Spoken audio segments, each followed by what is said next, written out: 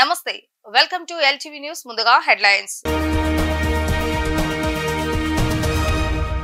ముగిసిన చంద్రబాబు నాయుడు ఢిల్లీ పర్యటన గన్నవరం విమానాశ్రయంలో ఘన స్వాగతం పలికిన టీడీపీ నేతలు శరవేగంగా చంద్రబాబు నాయుడు ప్రమాణ స్వీకార కార్యక్రమం ఏర్పాట్లను పరిశీలిస్తున్న అధికారులు కూటమి అధికారంలోకి రావడం ఆనందంగా ఉందన్న విశాఖ శారదాపేటం పీఠాధిపతి స్వరూప నదేంద్ర స్వామి చంద్రబాబు నాయుడు ప్రమాణ స్వీకార ముహూర్తం బలమైందని వ్యాఖ్య ప్రధానమంత్రి మోడీ ప్రమాణ స్వీకారంలో పాల్గొన్న టీడీపీ అధినేత చంద్రబాబు నాయుడు నేడు ఉదయం ఢిల్లీ నుంచి గన్నవరం అంతర్జాతీయ విమానాశ్రయానికి చేరుకున్నారు. విమానాశ్రయానికి చేరుకున్న బాబుకు టీడీపీ శ్రేణులు ఘన స్వాగతం పలికారు. ఎయిర్పోర్ట్ నుంచి రోడ్డు మార్గాన ఉండవల్లి నివాసానికి బయలుదేరి వెళ్లారు. రాష్ట్రం మొత్తం ఎంతో ఆసక్తిగా నారా చంద్రబాబు నాయుడు అని నేను అంటూ సాగే ప్రమాణ స్వీకార కార్యక్రమం కోసం భారీగా ఏర్పాట్లు జరుగుతున్నాయి. సభ ప్రాంగణాన్ని 14 ఎకరాల్లో సర్వాంగ సుందరంగా రూపుదిద్దుతున్నారు. ప్రముఖులు అతిథుల కోసం 5 గ్యాలరీలు ఏర్పాటు చేశారు. ప్రధాని వస్తున్నందున పటిష్ట భద్రతా సిబ్బంది ఇప్పటికే విధుల్లోకి దిగింది. 5 ప్రదేశాల్లోని 65 ఎకరాల్లో వేరువేరుగా పార్కింగ్ ఏర్పాట్లు చేయగా విజయవాడ నగర హోటల్లోని గదులన్నీ నిండిపోతున్నాయి. ఆంధ్రప్రదేశ్ రాష్ట్ర ముఖ్యమంత్రిగా తెలుగుదేశం పార్టీ అధినేత నారా చంద్రబాబు నాయుడు ప్రమాణ స్వీకార మహోత్సవానికి కృష్ణా జిల్లా గన్నవరం మండలం కేసరపల్లి ఐటీ పార్క్ సమీపంలో ముమ్మరంగా ఏర్పాట్లు కొనసాగుతున్నాయి. గన్నవరం అంతర్జాతీయ విమానాశ్రయానికి సమీపంలో ఉండి ఈ ప్రదేశంలో ఈ నెల 12వ తేదీన ఉదయం 11:27 చంద్రబాబు నాయుడు సీఎంగా ప్రమాణ స్వీకారం చేయనున్నారు. ప్రధాని మోడీతో సహా పలు రాష్ట్రాల ముఖ్యమంత్రులు ప్రముఖులు హాజరు కావడంతో సభా ప్రాంగణం చుట్టుపక్కల పటిష్ట భద్రతా ఏర్పాట్లు చేస్తున్నారు. టీడీపీ రాష్ట్ర అధ్యక్షుడు అచ్చెన్నాయుడు నేతృత్వంలోని బృందం పర్యవేక్షణలో సభా ప్రాంగణాన్ని సర్వాంగ సుందరంగా తీర్చిదిద్దుతున్నారు. ప్రాంగణంలో ప్రధాని వేదికతో పాటు విఐపి ప్లస్ మరో 3 ప్రత్యేక గ్యాలరీలను ఏర్పాటు చేస్తున్నారు. కార్యక్రమానికి హాజరయ్యే వారి వాహనాలు నిలిపేందుకు వేదిక చుట్టుపక్కల 5 ప్రాంతాల్లో 65 ఎకరాల పార్కింగ్ ఏర్పాట్లను చేస్తున్నామని తెలిపారు. భారీ వర్షాలు పడినా ప్రమాణ స్వీకారోత్సవానికి ఎలాంటి ఆటంకం లేకుండా ఉండేలా ఏర్పాట్లు చేస్తున్నారు. దీనికోసం అల్యూమినియంతో కూడిన పటిష్టమైన రెయిన్ ప్రూఫ్ షెడ్లను వేస్తున్నారు. సుమారు 2.5 ఎకరాల ప్రధాన వేదిక విఐపి ప్లస్ గ్యాలరీ ఉంటుంది. మిగిలిన 11.5 ఎకరాల్లో విఐపి నేతలు ప్రజలకు 4 గ్యాలరీలను ఏర్పాటు చేస్తున్నారు. సభా ప్రాంగణంతో పాటు వెలుపల వైపు ఎంపిక చేసిన ప్రదేశాల్లో ఎల్ఈడి తెరలను ఏర్పాటు చేస్తున్నారు. భారీ విద్యుత్ దీపాలతో పాటు సభ జరిగే సమయంలో ఎలాంటి అంతరాయం లేకుండా విద్యుత్ సరఫరా ఉండేలా చర్యలు చేపడుతున్నారు. విమానాశ్రయానికి అభిముఖంగానే సభా వేదిక ఉండటంతో హెలిప్యాడ్ల అవసరం లేదు. నేరుగా ప్రముఖులు సభా ప్రాంగణానికి రోడ్డు మార్గంలో చేరుకోవచ్చు. విమానాశ్రయం ప్రధాన గేట్ నుంచి 800 మీటర్ల దూరంలో ఉన్న సభా ప్రాంగణం వద్దకు ప్రధాని నరేంద్ర మోడీ, పలువురు ముఖ్య నేతలు, ప్రముఖులు, ముఖ్యమంత్రులు రాకకు అవసరమైన ప్రత్యేక ఏర్పాట్లు చేస్తున్నారు.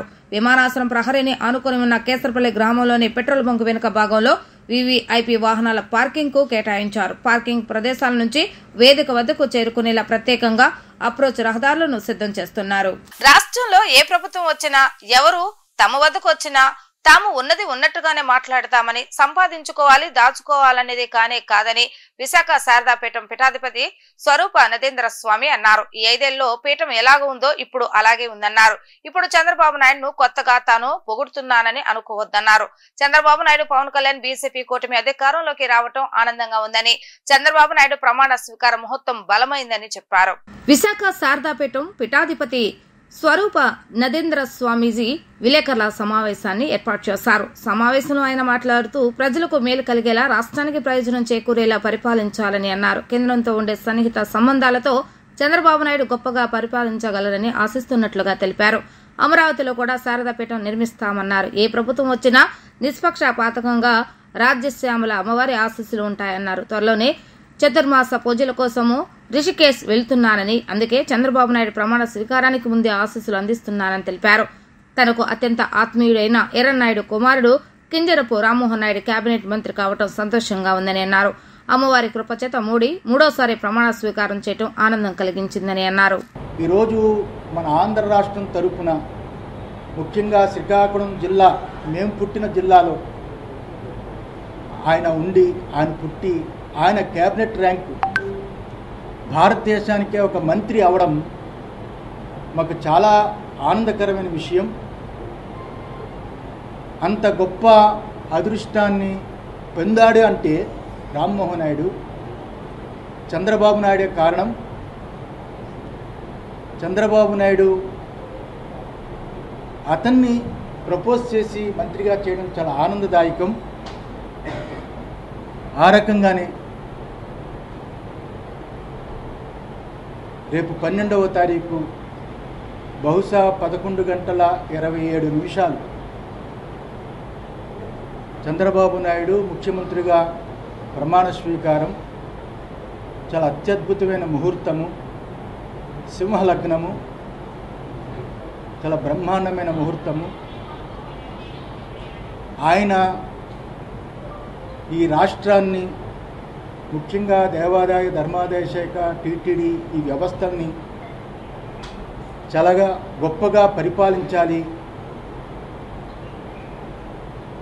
ఈ రాష్ట్ర ప్రజలకి, ఈ భక్తులకి చాలా భాగ్యమైన పరిపాలన అన్నట్టుగా చంద్రబాబు నాయుడు గారు, లోకేష్ గారు, అలాగే పవన్ వీళ్ళందరూ ప్రజలకి నచ్చేటట్టుగా పరిపాలించాలని మనస్ఫూర్తిగా ఆశీర్వదిస్తూ, చంద్రబాబు నాయుడు గారు చాలా కాలం రాజకీయాల్లో అనుభవజ్ఞుడు, 3 పర్యాయాలు ముఖ్యమంత్రిగా చేసిన వ్యక్తి, సెంట్రల్తో చాలా సంబంధాలు ఉన్నవారు.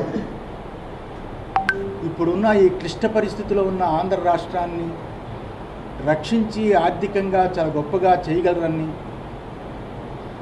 భగవంతుడిని కోరుతున్నాము. ఆ రకంగానే అమరావతి రాజధాని ప్రకటించిన తరువాత అప్పుడు చంద్రబాబు నాయుడు గారు, మేము కూడా విశాఖ శ్రీ శారదాపీఠం ద్వారా ఒక స్థలాన్ని కొన్నాము. రాష్ట్రంలో తెలుగుదేశం పార్టీ ప్రజాస్వామ్యాన్ని బ్రతికిస్తే వైసీపీ చంపుతుందని టీడీపీ నేత పట్టాభి మండిపడ్డారు. ప్రజాస్వామ్యాన్ని గౌరవించే పార్టీ తెలుగుదేశం అని అన్నారు. కూటమి పార్టీలంతా కలిసి ప్రజాస్వామ్య పరిరక్షణ ఉద్యమాన్ని చేపట్టాయని వారు వ్యాఖ్యానించారు. టీడీపీ కేంద్ర కార్యాలయంలో ఏర్పాటు చేస్తున్న విలేకరుల సమావేశంలో టీడీపీ అధికార ప్రతినిధి పట్టాభి మాట్లాడుతూ హింసకు పాల్పడటం తెలుగుదేశం విధానం కాదని స్పష్టం చేశారు. గత 5 ఏళ్లలో వైఎస్ఆర్సీపీ నాయకులు అరాచకాలు సృష్టించారని గుర్తు చేశారు. తెలుగుదేశం కార్యకర్తలపైన లెక్కలేనని దాడులు చేశారని అన్నారు. లోకేష్ పాదయాత్రకు ఆటంకాలు సృష్టించారని మండిపడ్డారు. ఆనాడు వైఎస్ఆర్సీపీకి ప్రజాస్వామ్యం గుర్తుకు రాలేదా అని ప్రశ్నించారు. ప్రజాస్వామ్యాన్ని గౌరవించే పార్టీ తెలుగుదేశమేనని అన్నారు. కూటమి పార్టీలంతా కలిసి ప్రజాస్వామ్య పరిరక్షణ ఉద్యమాన్ని చేపట్టాయని వ్యాఖ్యానించారు. రాష్ట్రంలో తెలుగుదేశం పార్టీ ప్రజాస్వామ్యాన్ని బ్రతికిస్తే వైఎస్ఆర్సీపీ చంపుతుందని మండిపడ్డారు. ప్రజాస్వామ్య విలువల గురించి ఎన్నోసార్లు చంద్రబాబు నాయుడు హితబోధ చేశారని తెలిపారు. రాష్ట్రంలో ఎక్కడా భౌతిక దాడులు జరగవని అన్నారు. ఇకపై వైసీపీ నేతలకి లోకేష్ రెడ్ బుక్ రియాలిటీ ఏంటో చూపిస్తారని హెచ్చరించారు. ఐపీసీ సెక్షన్ల పవర్ ఏంటో చూపిస్తామని, అవినీతి పరులైన అధికారులపై చర్యలు తప్పవని అన్నారు. జగన్ అధికారంలో ఉన్నప్పుడు లోకేష్ పాదయాత్రపై 22 సార్లు దాడి చేశారని, గతంలో చెన్నుపాటి గాంధీపై దాడి చేసి కన్ను పోగొట్టారని అన్నారు. గత 5 సంవత్సరాలుగా రాష్ట్రంలో సైకోలుగా ముద్ర వేయించుకున్నటువంటి నాయకులందరూ కూడా సైకో జగన్మోహన్ రెడ్డి నేతృత్వంలో జిల్లాల వారీగా, నియోజకవర్గాల వారీగా పిల్ల సైకోలుగా ముద్ర వేయించుకున్నటువంటి నాయకులందరూ మీడియా ముందుకు వచ్చి నంగనాచులాగా మాట్లాడుతూ ఉన్నారు. అసలు ఏ పాపం ఎరగనటువంటి వ్యక్తులుగా అత్యంత బుద్ధిమంతుల్లాగా మాట్లాడుతూ ఉంటే రాష్ట్ర ప్రజలందరూ కూడా ముక్కును ఏలేసుకుంటూ ఉన్నారు. ఓరు మీ దుంపదగా ఏం మాట్లాడుతూ ఉన్నారా, మీరు చేసినటువంటి పిచ్చి చేష్టలేంటి, మీరు మాట్లాడుతున్నటువంటి మాటలు ఏంటని చెప్పి. మీ పార్టీ సైకో మోకలు కాదా? ఏమయ్యా పేరుని నాని ఏంటయా మాట్లాడుతూ ఉన్నావు మీడియా ముందుకు వచ్చి? కౌంటింగ్కి 2 రోజుల ముందున నువ్వు వచ్చి మాట్లాడినటువంటి మాటలేంటి? గంటలు లెక్క పెట్టుకొనిరా, మీ సంగతి తేలుస్తాం. ఏది కౌంటింగ్కి 2 రోజుల ముందు. దాన్ని బట్టి అర్థం కావట్లేదా మీ వ్యవహార శైలి ఏంటో? ఒక పక్కన ఇటువంటి దారుణాలు చేస్తూ ప్రజలు మక్కిలెరగొట్టి మిమ్మల్ని మోకాళ్ళ మీద నుంచోబెట్టిన 11 సీట్లతో మిమ్మల్ని మోకాళ్ళ మీద నుంచోబెట్టారు ఈ రాష్ట్రంలో. ప్రజా తీర్పు ఆ విధంగా ఉన్నా కూడా ఇంకా బుద్ధి తెచ్చుకోకుండా ఈ సైకో చేష్టలు, ఈ దారుణాలు, ఈ హత్యలు ఇంకా కొనసాగిస్తూ నంగనాచుల్లాగా వచ్చి నీతులు మాట్లాడతారా? ప్రజాస్వామ్యాన్ని రక్షించాలంట. రాష్ట్ర గవర్నర్ గారి దగ్గరికి వెళ్ళి విన్నపాలు ఇస్తారు. విన్నపాలు ఇదా ప్రజాస్వామ్యాన్ని రక్షించడం అంటే? నిజంగా ప్రజాస్వామ్యాన్ని గౌరవించినటువంటి పార్టీ రాష్ట్రంలో తెలుగుదేశం పార్టీ, కూటమి పార్టీలు జనసేన, భారతీయ జనతా పార్టీ. ప్రజాస్వామ్య పరిరక్షణ ఉద్యమాన్ని చేపట్టాం మేమందరం కూడా కలిసి.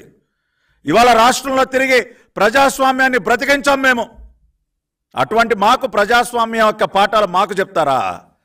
ఇటువంటి దారుణాలు కొడిగడుతూ మీరు ప్రజాస్వామ్యం గురించి మాట్లాడతారా? నారా చంద్రబాబు నాయుడు గారు మాకు ఒక క్రమశిక్షణ అలవాటు చేశారు. ప్రజాస్వామ్య విలువల గురించి మాకు ఎన్నోసార్లు ఆయన హితబోధ చేశారు. ఇవాళ అందుకనే చెప్తా ఉన్నాం, మీరేమీ ప్యాంట్లు తడుపుకోక్కర్లేదు. ఇవాళ వచ్చి అయ్యో బాబు అని గుండెలు బాదుకుంటా ఉన్నారు. ఈ గుండెలు బాదుకునేటటువంటి పిల్ల సైకోలందరికీ చెప్తా ఉన్నా, తెలుగుదేశం పార్టీ పక్షాన, అరే బాబు మీరు ఎవరో ప్యాంట్లు తడుపుకోవద్దు. నేను హామీ ఇస్తా ఉన్నా, రాష్ట్రంలో ఎక్కడా కూడా మీ పైన భౌతిక దాడులు జరగవు. మీ ఇళ్ల పైన దాడులకు ఎవరు తెగబడరు. మీ కుటుంబ సభ్యులను ఎవరు కూడా భయభ్రాంతులకి గురి చేయరు. నాది హామీ. చంద్రబాబు నాయుడు గారి పక్షాన, లోకేష్ గారి పక్షాన, తెలుగుదేశం పార్టీ పక్షాన, కూటమి పక్షాన నేను హామీ ఇస్తున్నా. రాష్ట్ర అసెంబ్లీ ఎన్నికల్లో పవన్ కళ్యాణ్ పిఠాపురం నియోజకవర్గం నుంచి భారీ మెజారిటీతో విజయం సాధించారు. పవన్ కళ్యాణ్ అనకాపల్లిలోని నూకాంబిక అమ్మవారి ఆలయాన్ని సందర్శించారు. ఆలయ వర్గాలు జనసేనానికి ఆలయ మర్యాదలతో స్వాగతం పలికారు. అనంతరం పవన్ నూకాంబిక అమ్మవారిని దర్శించుకొని అర్చనలు చేశారు. ఈ సందర్భంగా అర్చకులు ఆయనకు వేద ఆశీర్వచనాలు అందజేశారు. ఆలయ అధికారులు పవన్ కు అమ్మవారి చిత్రపటాన్ని బహుకరించారు. కేంద్ర మంత్రిగా పశ్చిమ గోదావరి జిల్లా నర్సాపురం ఎంపీ భూపతిరాజు శ్రీనివాస వర్మ ప్రమాణ స్వీకారం చేశారు. ఏపీలో బీజేపీ నుంచి 3 ఎంపీ అభ్యర్థులు గెలుపొందారు. వారిలో భూపతిరాజు శ్రీనివాస వర్మకు కేంద్ర మంత్రివర్గంలో చోటు దక్కింది. ఎంపీగా గెలిచిన తొలిసారి కేంద్ర మంత్రిగా అవకాశం లభించింది. బీజేపీ పార్టీ తరపున ఎంపీగా పోటీ చేసి భారీ మెజారిటీతో గెలిచిన నర్సాపురం ఎంపీ భూపతిరాజు శ్రీనివాస వర్మకు కేంద్ర మంత్రివర్గంలో చోటు లభించింది. ఆయన ఎంపీగా గెలవడం ఇదే తొలి పర్యాయం కాగా, గెలిచిన వెంటనే కేంద్ర కేబినెట్ లోనూ చోటు దొరికింది. నిన్న ఢిల్లీలోని రాష్ట్రపతి భవన్ లో జరిగిన ఈ కార్యక్రమంలో భూపతిరాజు శ్రీనివాస వర్మ కేంద్ర సహాయ మంత్రిగా పదవి ప్రమాణం చేశారు. భారత రాజ్యాంగానికి లోబడి ప్రజా ప్రయోజనాలే పరమావధిగా విధులు నిర్వర్తిస్తానని ప్రమాణ స్వీకారం చేశారు. मैं भूपतिराजु श्रीनिवास वर्मा ईश्वर की शपथ लेता हूं कि मैं विधि द्वारा स्थापित भारत के संविधान के प्रति सच्ची श्रद्धा और निष्ठा रखूंगा। मैं भारत की प्रभुता और अखंडता अक्षुण्ण रखूंगा। मैं संघ के राज्य मंत्री के रूप में अपने कर्तव्यों का श्रद्धापूर्वक और शुद्ध अंतःकरण से निर्वहन करूंगा तथा मैं भय या पक्षपात, अनुराग या द्वेष के बिना सभी प्रकार के लोगों के प्रति संविधान और विधि के अनुसार न्याय करूंगा। मैं भूपतिराज श्रीनिवास वर्मा ईश्वर की शपथ लेता हूं कि जो विषय संघ के राज्य मंत्री के रूप में मेरे विचार के लिए लाया जाएगा अथवा मुझे ज्ञात होगा, उसे किसी व्यक्ति या व्यक्तियों को तब के सिवाय जबकि ऐसे राज्य मंत्री के रूप में अपने कर्तव्यों के सम्यक निर्वहन के लिए ऐसा करना अपेक्षित हो, मैं प्रत्यक्ष अथवा अप्रत्यक्ष रूप से संसूचित या प्रकट नहीं करूंगा।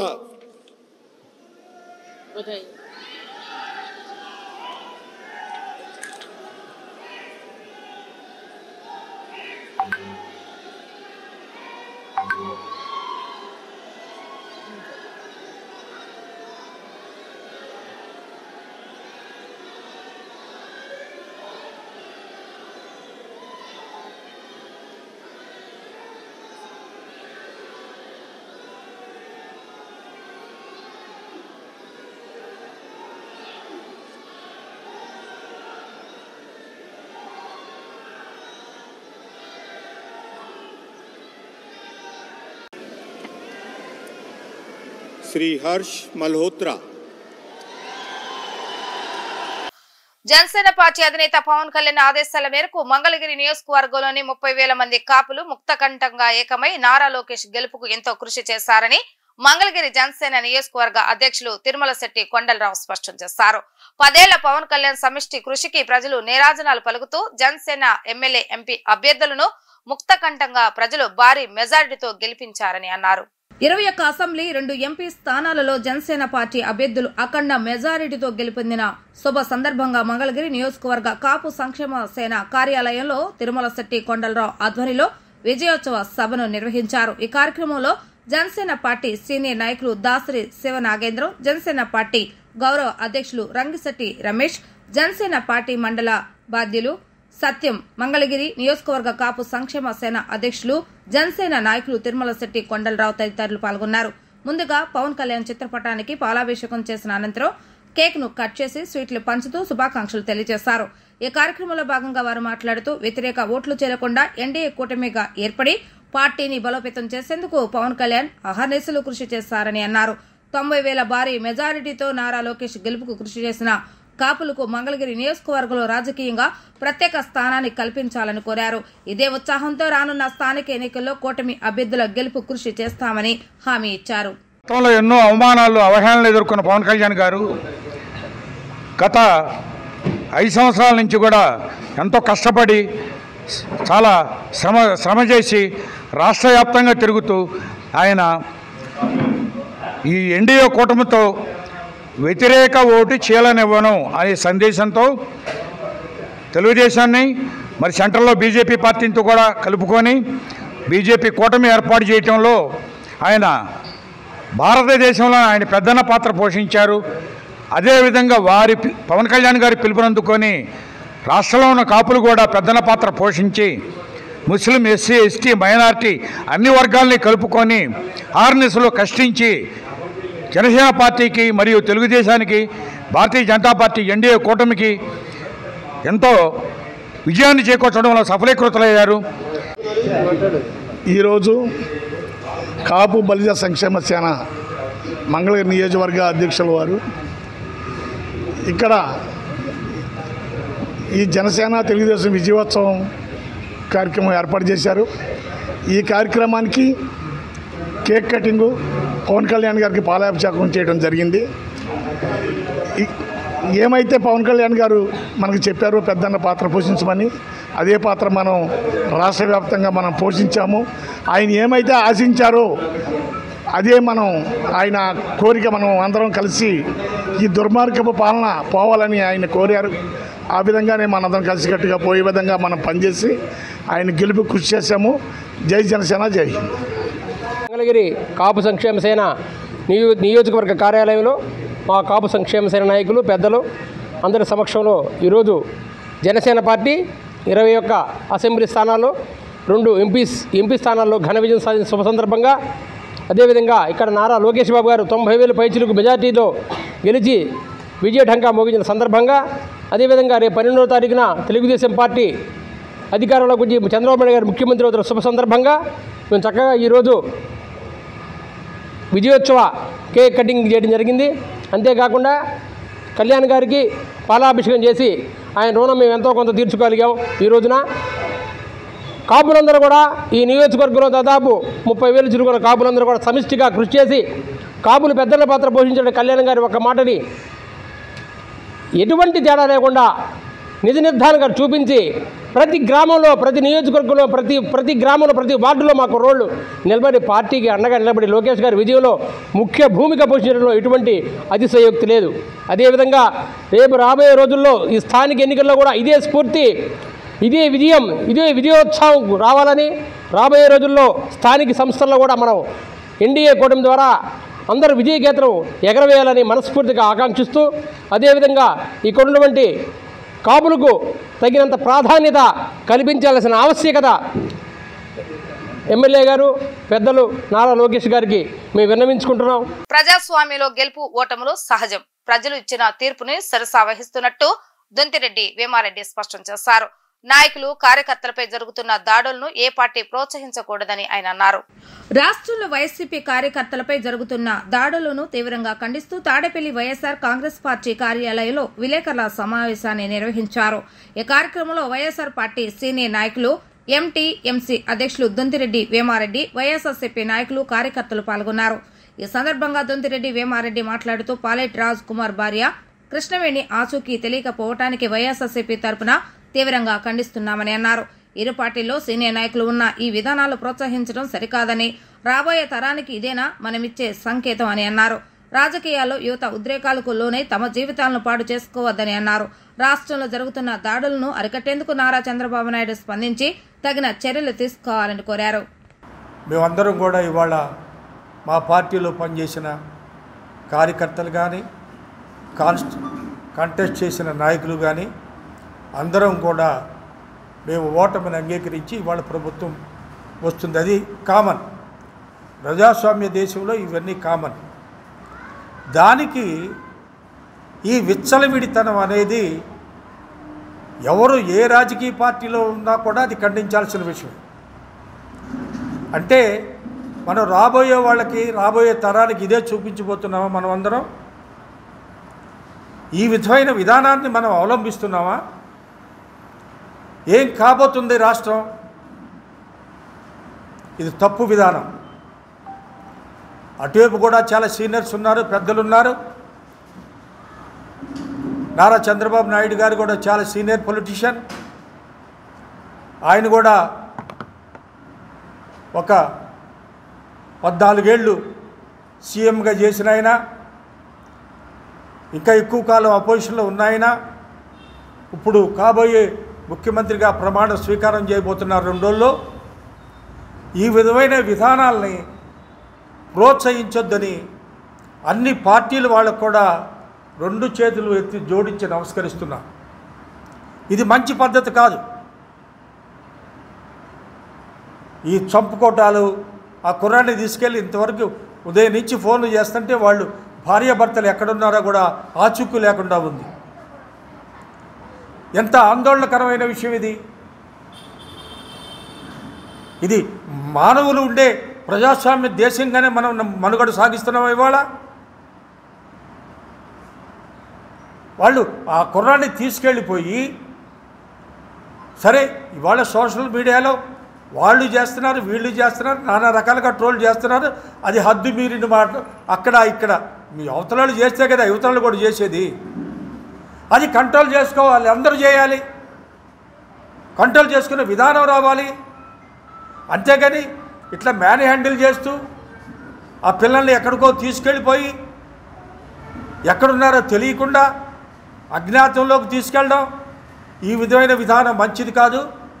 ఇది గౌరవ ముఖ్యమంత్రి వర్యులకి మనస్ఫూర్తిగా కోరుకుంటున్న వారిని ఈ విషయాల మీద దృష్టి పెట్టాలి. ఇది మంగళగిరి టిప్పల బజార్లో నివాసం ఉంటున్న పఠాన్ జైనాబ్ ఖాన్ నారాయణ స్కూల్ కి చెందిన 10వ తరగతి విద్యార్థిని చిన్ననాటి నుండి చిత్రకళపై మక్కువతో 300 ఇస్తరాకులపై అతిపెద్ద భగత్ సింగ్ చిత్రపటాన్ని రూపొందించి వరల్డ్ రికార్డ్ అధికారిక యత్నంలో తమ ప్రతిభను చాటుకున్నారు. ఈ కార్యక్రమంలో అలీ బాషా ఖాన్, అండర్ బ్రదర్స్ మరియు సకుటుంబ సభ్యులు పాల్గొన్నారు. ఈ సందర్భంగా పఠాన్ జైనాబ్ ఖాన్ మాట్లాడుతూ, చిన్ననాటి నుండి పెయింటింగ్ పై ఉన్న ప్రతిభను మా కుటుంబ సభ్యులు గుర్తించి నన్ను ఎంతో ప్రోత్సహించానని తమ ఆనందాన్ని వ్యక్తం చేశారు. కుటుంబ సభ్యుల ప్రోత్సాహంతో రానున్న రోజులు ఇంకా మెరుగైన పెయింటింగ్స్ వేసేందుకు కృషి చేస్తానని తెలిపారు. నేను ఈరోజు Bhagat Singh face portrait 10x12 feet 318 విస్తరాకులతో వేసాను. నేను ఆర్ట్ అంటే నాకు చిన్నప్పటి నుంచి చాలా ఇష్టము. నేను ఎవరైనా ఫోన్ చూసుకుంటూ ఉంటారు, మూవీస్ చూసుకుంటూ ఉంటారు ఖాళీ సమయంలో. నేను ఆ సమయంలో డ్రాయింగ్స్ వేసుకుంటూ ఉంటాను. నేను వేసిన ఆర్ట్ మా ఇంట్లో ఉన్న ప్రతి ఒక్కరికి వెళ్ళి చూపిస్తాను. పెద్దమ్మ దగ్గర, పెద్దనాన్న దగ్గర, అక్క దగ్గర, అన్నయ్య దగ్గర, చెల్లి దగ్గర అందరికి వెళ్ళి చూపిస్తూ ఉంటాను. నాకు మా ఫ్యామిలీ దగ్గర నుంచి కూడా చాలా సపోర్ట్ ఉంది. నేను ఇప్పుడు వేసేటప్పుడు కూడా నాకు మా ఫ్యామిలీ చాలా సపోర్ట్ చేశారు. నేను 1 year నుంచి పామర్తి శివ సార్ దగ్గర కోచింగ్ తీసుకుంటున్నాను డ్రాయింగ్. సరే నాకు ఇప్పుడు భగత్ సింగ్ పోర్ట్రేట్ ఇలా ఇస్తరాకుల మీద అని చెప్పేసి సలహా ఇచ్చింది కూడా సరే. నేను ఇంకా ఈ ఆర్ట్ని ఇక్కడ ఇలానే ఆపేయకుండా ఇంకా ఫ్యూచర్లో ఇలానే చేస్తూ ఉండాలని చెప్పి ఆశిస్తున్నాను.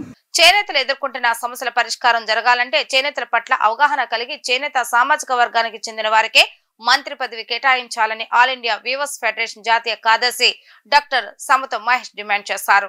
మంగళగిరి నగరంలోని ఐబిఎన్ భవన్ ప్రెస్ క్లబ్ లో మీడియా సమావేశంలో ఆల్ ఇండియా వీవర్స్ ఫెడరేషన్ జాతీయ కార్యదర్శి సమత మహేష్ మాట్లాడుతూ వ్యవసాయం తర్వాత అతిపెద్ద రంగంగా చేనేత పరిశ్రమ ఉందని, కానీ గత 20 ఏళ్ల నుండి చేనేత రంగం తీవ్ర సంక్షోభంలోకి వెళ్లిందని, ఉపాధి అవకాశాలు తగ్గిపోయి ఈ వృత్తిపై ఆధారపడిన వారు ఆర్థిక ఇబ్బందులతో ఆత్మహత్యలు చేసుకుంటున్నారని ఆయన ఆందోళన వ్యక్తం చేశారు.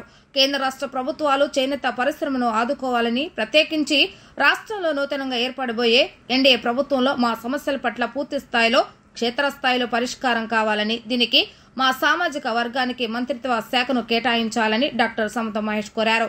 అనంతరం all India weavers federation Andhra Pradesh రాష్ట్ర అధ్యక్షులు యనమల శివరాం ప్రసాద్ మాట్లాడుతూ రాష్ట్ర వ్యాప్తంగా చేనేతలు 50 లక్షల మంది ఉన్నారని, వీరంతా టీడీపీ కూటమికి ఓట్లు వేసి గెలిపించారని, మా చేనేత వర్గానికి నూతన ప్రభుత్వం యొక్క సహాయం చేయాలని ఆయన కోరారు. అనంతరం ఆల్ ఇండియా వీవర్స్ ఫెడరేషన్ రాష్ట్ర ఉపాధ్యక్షులు జాతీయ సభ్యులు పిల్లలమరి నాగేశ్వరరావు మాట్లాడుతూ గత ప్రభుత్వాలు తీసుకున్న చర్యల వలన చేనేత పరిశ్రమ తీవ్ర సంక్షోభంలోకి నెట్టబడిందని, ప్రస్తుతం ఉన్న 756 చేనేత సహకార సంఘాలు 90% మేర నిర్వీర్యం అయ్యాయని ఆయన ఆందోళన వ్యక్తం చేశారు. 20 సంవత్సరాల నుండి కేంద్ర రాష్ట్ర ప్రభుత్వాలు చేస్తున్న విధానపరమైన చర్యల వల్ల చేనేతలకు పనులు, ఉపాధి లేక కుటుంబాలు చిన్నాభిన్నమయ్యాయని ఆయన అన్నారు. ఈ మొత్తం చేనేత వర్గాల్లో 18 కులాలు 50 లక్షల పైచిలకు జనాభా ఉన్నది ఈ ఆంధ్రప్రదేశ్. మరి వీళ్ళందరినీ కూడా మీరు మంచి చేసుకోవాలి అని అంటే మీరు తప్పనిసరిగా మీరు మా అభివృద్ధికి పాటుపడాల్సిందిగా కోరుతున్నాం. ముఖ్యంగా మంగళగిరిలో పెట్టడానికి కారణం ఇక్కడ చేనేత వర్గం ఎక్కువ ఉండి, మరి ఇప్పుడు ఇక్కడ నారా లోకేష్ గారిని అత్యధిక మెజారిటీతో గెలుపొందించడానికి ముఖ్య కారణం మా చేనేత వర్గీయులు కనుక మీరు తప్పనిసరిగా మిమ్మల్ని ఎంత ఇదిగా ఆదరించిన చేనేతకి ఈ సహాయం చేయవలసిందిగా కోరుతున్నాను. రాజకీయ వేదికకు నేను రాష్ట్ర అధ్యక్షుడిగా ఉన్నాను. మన భారతదేశంలో వ్యవసాయం తర్వాత అత్యంత ఉపాధి కల్పిస్తున్న రంగం ఏదైనా ఉంటుంటే అది చేనేత రంగం. కానీ దురదృష్టవశాత్తు ఏదే ప్రభుత్వం అయినా అవ్వచ్చు, ఇక్కడ రాష్ట్ర ప్రభుత్వం అవ్వచ్చు, అదే కేంద్ర ప్రభుత్వం అవ్వచ్చు, పరిశ్రమ మనుగడకు తీసుకోవాల్సినటువంటి నిర్ణయాలు తీసుకుపోవడం వల్ల చేనేత రంగం సంక్షోభంలోకి నెట్టబడుతుంది. అదేవిధంగా గత పాలకుల యొక్క నిర్ణయాల వలన చేనేత రంగంలో మంత్రిత్వ శాఖను చేనేత రంగానికి సంబంధించిన వ్యక్తులకు కాకుండా ఇతర వ్యక్తులకు, ఇతర వర్గానికి చెందిన వ్యక్తులకు ఇవ్వటం వల్ల దీనిలోని సాధక బాధకాలన్నీ కూడా ఎవరికి తెలియకపోవటం వల్ల చేనేత రంగానికి తీవ్రమైన అన్యాయం జరగడం వల్ల భవిష్యత్తులో ఈ రంగాన్ని కాపాడుతానని చెప్పేసి స్థానిక ఎమ్మెల్యే గారు, అలాగే తెలుగుదేశం పార్టీ జాతీయ ప్రధాన కార్యదర్శి నారా లోకేష్ గారు పూర్తి నమ్మకంతో పిలుపునివ్వటం వలన రాష్ట్ర వ్యాప్తంగా ఈ యొక్క చేనేత వర్గానికి సంబంధించిన సుమారుగా 45 నుంచి 50 లక్షల ఉన్నటువంటి వ్యక్తి జనాభా, చేనేత జనాభా విశ్వాసంతో మీరు చెప్పిన మాటకి అందరికీ కూడా ఓట్లు వేసి కూటమిని గెలిపించారు. కాబట్టి మీరు మా చేనేత వర్గానికి సంబంధించిన వ్యక్తిని చేనేత మంత్రిత్వ శాఖను ఇస్తారని మనస్ఫూర్తిగా నమ్ముతూ ఆ విధంగా మీకు మా ఆల్ ఇండియా వీవర్స్ ఫెడరేషన్ తరఫున వేడుకుంటున్నాము. రాబోయే ప్రభుత్వానికి కూటమిగా ఏర్పడి ఈ రాష్ట్రంలో అధికారాన్ని చేపట్టబోయేటటువంటి గవర్నమెంట్కి శుభాకాంక్షలు తెలియజేస్తూ ఈ రోజున ఇక్కడ ప్రెస్ మీట్ ఏర్పాటు చేయడానికి ప్రధాన ఉద్దేశం ఈ రాష్ట్రంలో ఉన్నటువంటి 50 లక్షల చేనేతల పరిస్థితులు, జీవన విధానం ఎలా ఉన్నదో ఒక్కసారి ఈ ప్రభుత్వం ఆలోచించాలని విజ్ఞప్తి చేస్తాము. కారణం ఈ రాష్ట్రంలో 750 సహకార సంఘాలు ఉంటే ఆ 756 సహకార సంఘాలు ఈ రోజున 100% నిర్వీర్యమైన పరిస్థితి కనబడుతూ ఉంది. ఒక్కళ్ళకి కూడా పని చూపించలేని పరిస్థితిలో గత పాలకులు, ఈ ప్రభుత్వం కానీ గత ప్రభుత్వం కానీ వాటిలో అవలంబించిన విధానాల వల్ల ఈ రోజున చేనేత పరిశ్రమ కుంటుపడింది. దీనికి కారణం ప్రధానంగా చేనేత శాఖని చేనేత సామాజిక వర్గానికి కేటాయించకపోవటం వల్ల ఈ సహకార సంఘాల్లో ఎట్లా పని కల్పించాలో తెలియని వల్ల ఈ లోపం ఏర్పడుతుంది. కనుకనే ఈ గత 20 సంవత్సరాల్లో ఈ రాష్ట్రంలో 1800 మంది చేనేత కార్మికులు ఆత్మహత్య చేసుకున్నారు అంటే ప్రధాన కారణం ఈ పరిశ్రమని అవగాహన లేని పాలకులు, మంత్రులు ఉండటం వల్ల ఇది జరిగిందని చెప్పని తెలియజేస్తున్నాం. ఉదాహరణకు మన పక్కనే ఉన్నటువంటి పడంలో ఒక అమ్మాయికి పెళ్లి చేసి 1,00,000 రూపాయల పెళ్లికి అప్పు చేస్తే ఆ అప్పు తీర్చలేక తల్లి, తండ్రి, కుమారుడు ముగ్గురు ఆత్మహత్య చేసుకున్న పరిస్థితి గత సంవత్సరం. ఇటువంటి కోకలలో ధర్మవరంలో మొన్నగా కట్టుమన్న నారాయణ అనే అతను, నాగరాజు అనే అతను, ఇలా 100 మంది రోజుకి చనిపోతూ ఉన్నారు. కాబట్టి గతంలో ప్రగడ కోటయ్య, సజ్జా చంద్రమౌళి, పుచ్చల సత్యనారాయణ, అగిసం వీరప్ప, కున్నా రామయ్య, ఇలా అనేక మంది చేనేత ఎమ్మెల్యేలుగా గెలిచి ఆ సామాజిక వర్గం కోసం ఈ రాష్ట్రంలో తీవ్రమైన కృషి చేసి ఎక్కడ ఆత్మహత్యలు జరగకుండా చూసిన పరిస్థితి, సహకార సంఘాలకి పని కల్పించిన పరిస్థితి మనందరికీ తెలుసు. కానీ ఈ గత 15 సంవత్సరాల్లో ఈ పరిశ్రమ కుంటుపడుతుంది. కాబట్టి ఈ రోజున ప్రధానంగా డిమాండ్ మన ముందుకు వచ్చింది. ఇక్కడ మనమే ఒక్కటి ఆలోచించాలి. 175 నియోజకవర్గాల్లో 50 నుంచి 1,00,000 వరకు ఓట్లు ఉన్నాయి. 12 నియోజకవర్గాలు ఉన్నాయి. అలాగనే 25 నుంచి 50,000 ఉన్నాయి. మరో 25 ఉన్నాయి. 5,000 నుంచి పైచిలకు ఉన్నాయి. ఈ రాష్ట్రంలో 175 నియోజకవర్గాల్లో చేనేత సామాజిక వర్గాలు ఉన్నాయి. వార్తలు ముగించే ముందు హెడ్లైన్స్ మరొకసారి. ముగిసిన చంద్రబాబు నాయుడు ఢిల్లీ పర్యటన, గన్నవరం విమానాశ్రయంలో ఘన స్వాగతం పలికిన టీడీపీ నేతలు. శరవేగంగా చంద్రబాబు నాయుడు ప్రమాణ స్వీకార కార్యక్రమ ఏర్పాట్లను పరిశీలిస్తున్న అధికారులు. కూటమి అధికారంలోకి రావడం ఆనందంగా ఉందన్న విశాఖ శారదాపీఠం పీఠాధిపతి స్వరూప నరేంద్ర స్వామి. చంద్రబాబు నాయుడు ప్రమాణ స్వీకార ముహూర్తం బలమైందని వ్యాఖ్య. ఇవి రోజు వార్తా విశేషాలు. మరలా 3 ప్రసారమే వార్తలు మళ్ళీ కలుద్దాం. అంతవరకు సెలవు. నమస్కారం.